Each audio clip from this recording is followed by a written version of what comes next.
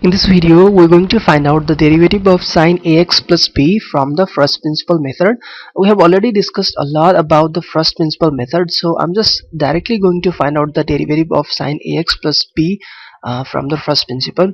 So here our given function is sine ax plus b, right? So our given function f of x is sine ax plus b, and now if h is a very small increment in x, if h is a very small increment in x, then from the definition of the first principle, derivative of the function f of x is actually limit when h tends to 0, f of x plus h minus f of x whole divided by h. This we had already learned there. So now our function is f of x giving sine ax plus b.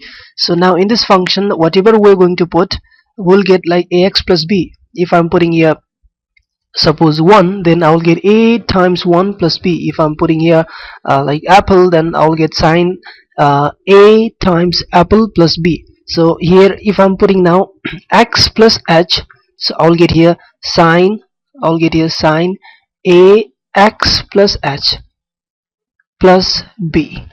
Alright, so the same thing, this value I'm going to put here, limit h tends to 0, and now sine ax, in the place of x I need to now replace as x plus h. Alright, so in the place of this x it will be x plus h, so it will be now x plus h. Right, now ax plus b, it is better to give the curly bracket here, plus b, right, and then it is just sine ax plus b minus now f of x, and f of x is our sine ax plus b, so I'm putting here sine ax plus b, and then whole divided by h, that is the small increment. Now I need to solve this, right? Before solving, I'm thinking to work out here a little bit, and then I will apply the formula of trigonometry. Limit, same thing I'm copying here. Now this a will multiply this x, so I'll get ax and then ah, right? So it is now sine ax plus ah plus b minus sine ax plus b and then whole divided by h. So now we had learned in the trigonometry that if we have sine c minus sine d, then the formula of sine c minus sine d is 2 times sine c minus d over 2 times cos c plus d over 2. Alright, so this will be working here as a c, and this will be working as a here d. So sine c minus sine d will be 2 times sine c minus d. So c is my ax plus ah plus b minus ax plus b, so it will be now ax plus b, but in the bracket. Alright, so sine c minus d whole divided by 2 times again cos c plus d by 2. So it is now cos, people say cosine also, but like in our country people generally speak in shortcut, they say cos instead of saying cosine. So now cos will be now cos c plus d I'm going to write. So this is my c, that is ax plus ah plus b, and then plus ax plus b, and then whole divided by 2. Alright, and then this h is still here, so complete divided by h, and this my limit h tends to 0. Okay, so now in the next step I'm going to do I'm going to multiply this inner thing by the minus, so I can easily cancel this ax and ah. So I'll be left with now limit h tends to 0, 2 times sine, and now see ax ah, right? So ax ah plus b minus ax minus b whole divided by 2, again times cos.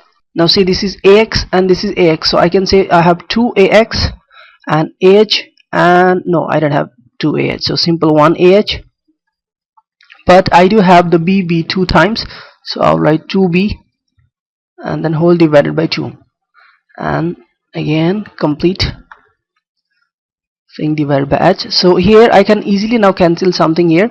I can cancel ax and ah is not being cancelled, plus b and minus b is being cancelled.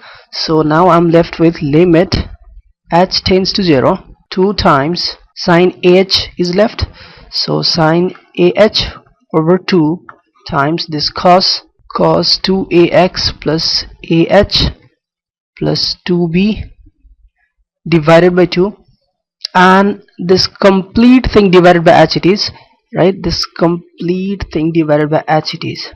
So now further, something might be hitting on your brain. We got here sine ah by 2 and we have here just h, and while learning the limit chapter we had learned that limit when angle tends to 0, sine of the angle over the angle equals to 1, but here my angle is ah over 2 and I have just h, so we have to make this h in the form of ah over 2. Alright, so I'm just trying to rearrange it properly so that I can use the formula that I had learned in the limit chapter. So I'm doing now limit h tends to 0, it's 2 times sine ah over the 2, and this h is here. I'm just individually separating this. I'm writing here h, right? And now I multiplied by the a, here h in denominator, so I'm multiplying in numerator also, and I'm dividing by the 2, so I'm multiplying here also by 2. So I can do easily this, because dividing and multiplying same thing to anyone is the same thing. Like I divided by a here and multiplied by the a. If I'm cancelling, I'll get same again h here. Same 2 I divided here and multiplied, so there is no problem. And now my cosine of 2ax plus ah plus 2b divided by 2. Alright, so now see here, limit when angle tends to 0, sine of the angle over the angle equals to 1, but here we have h tends to 0.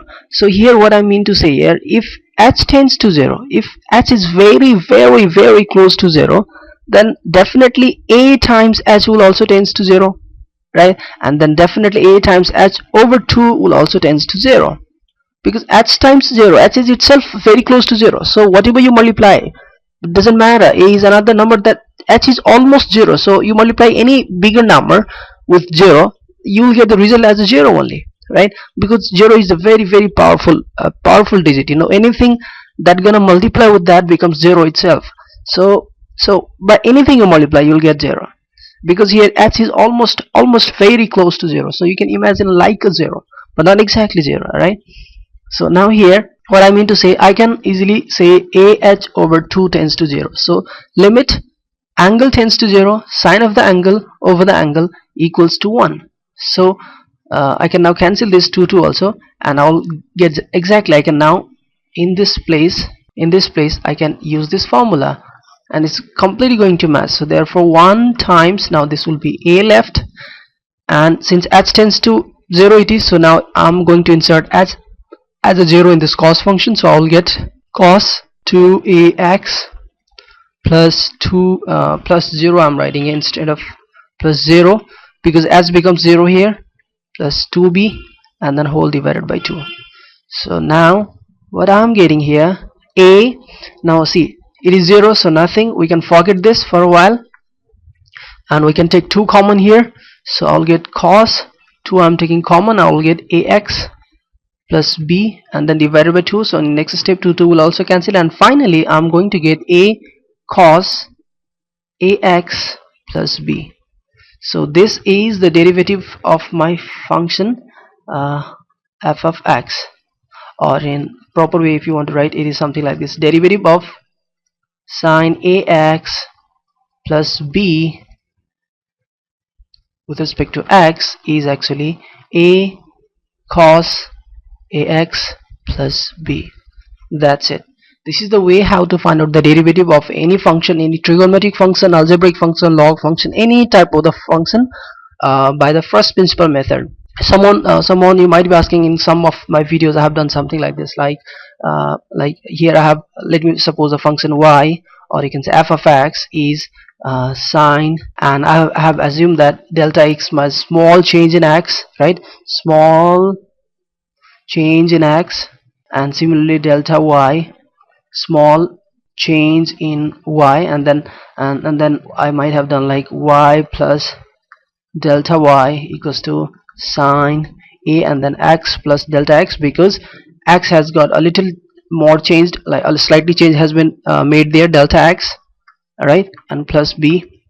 And the next step you can write delta y one side and y you can send into the right hand side, and you'll get sine ax plus a delta x plus b minus, and this y will shift here, and in next step again you can write delta y equals to sine ax plus a times delta x plus b minus, instead of y you can write, now because y is your sine ax plus b, so you can write minus sine ax plus b, right? And again everything is same, like this is now sine c and sine d, and you can use the same formula as we did here, alright, as we did in the previous video. So in similar way you can solve this.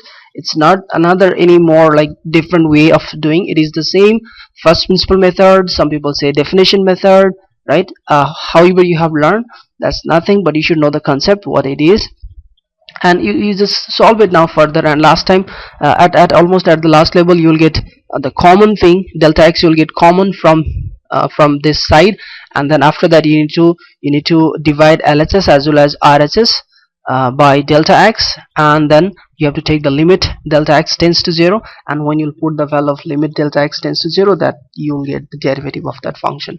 Do in this way also if you want. Alright, catch you in the next video. Goodbye.